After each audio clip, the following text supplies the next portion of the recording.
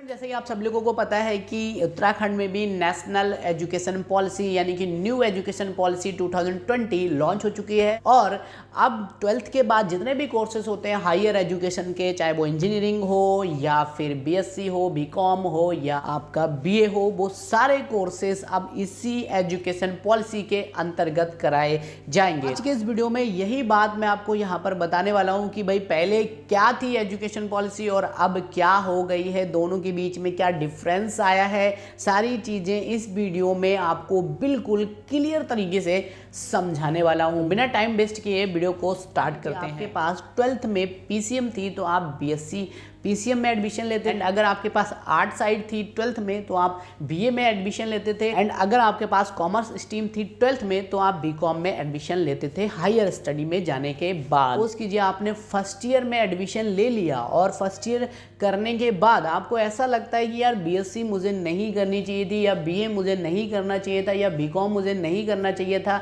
या फिर आपकी किसी फाइनेंशियल कंडीशन के कारण या कोई भी रीजन हो सकता है जिसके कारण आपको बीएससी बीकॉम या बीए को छोड़ना पड़ सकता था। यानी वहां पर 1 साल पढ़ने के बाद आपने कॉलेज ड्रॉप आउट कर लिया। कई टाइम बाद आपको महसूस होता है कि नहीं, मुझे अपनी स्टडी को कंटिन्यू रखना चाहिए, तो दोबारा से फिर से फर्स्ट ईयर की पढ़ाई करनी होती थी।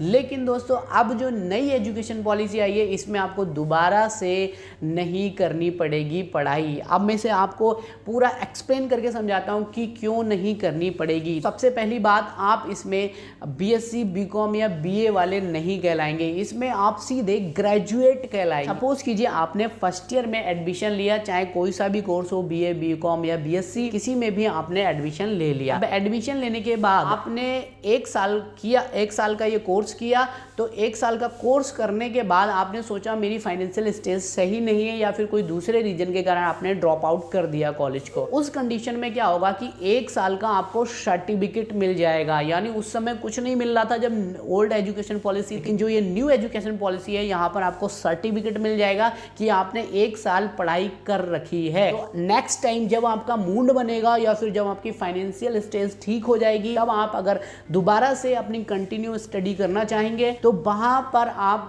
फर्स्ट ईयर को दोबारा नहीं पढ़ना पड़ेगा, आपको वो सर्टिफिकेट दिखाना है और आपको डायरेक्टली सेकंड ईयर में एडमिशन मिल जाएगा। उसकी कीजिए आपने फर्स्ट ईयर में छोड़ा तो आपको सर्टिफिकेट मिल जाएगा, सेकंड ईयर में छोड़ा तो आपको डिप्लोमा मिलेगा, एंड थर्ड ईयर में आपने कंप्लीट करके छोड़ा तो आपको डिग्री मिलेगी। और अगर आपने 4 साल की ग्रेजुएशन की तो आपको ग्रेजुएशन में रिसर्च भी लिखा हुआ नजर आएगा कि आपने ग्रेजुएशन के साथ में रिसर्च भी की है। अगर आपने 5 साल की डिग्री कंप्लीट की तो वहां पर आपको पीजी की डिग्री तो मिलेगी, साथ में आपको रिसर्च की उपाधि भी मिल जाएगी। तो यानी आपका लॉस कहीं से कहीं तक नहीं है। अगर आप फर्स्ट ईयर में ही ड्रॉप आउट करते हैं तब भी आपको सर्टिफिकेट मिलेगा, सेकेंड ईयर में ड्रॉप आउट करते हैं तो अब आपको डिप्लोमा मिलेगा, एंड थर्ड ईयर में अगर आप ड्रॉप आउट करते हैं तो आपको डिग्री मिलेगी, फोर्थ ईयर में अगर आप ड्रॉप आउट करते हैं तो वहां पर आपको रिसर्च भी लिखा हुआ मिलेगा, एंड अगर 5th ईयर पूरा कंप्लीट करते हैं तब आपको वहां पर स्नातकोत्तर की भी डिग्री मिलेगी और साथ में उपाधि मिल जाएगी कि आपने रिसर्च की है।